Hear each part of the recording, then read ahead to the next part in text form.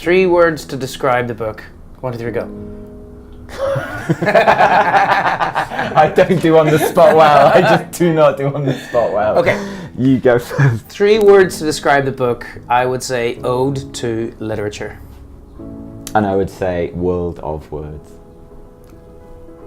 And that's that.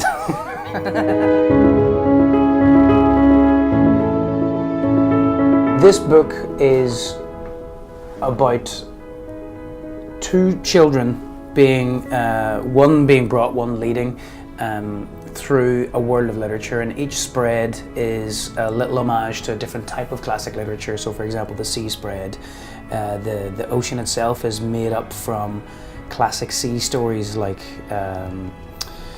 Sinbad the Sailor and 20,000 Leagues Beneath the Sea. Dr. Dolittle. Dr. Dolittle. The cave spread is kind of like pirate stories like Kidnapped and Treasure Island. The forest spread is fairy tales. Grimm Brother fairy tales, and so on and so forth. So that is the actual meat and bones of the structure of the story.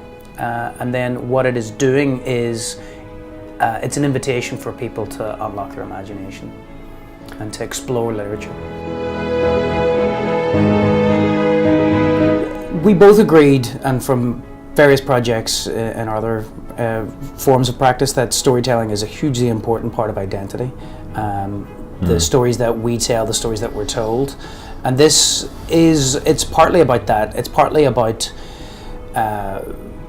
introducing timid readers to unlocking their imagination, and it's partly about exploring what it is about these classic books that have helped our imaginations flourish and be defined the way that they are.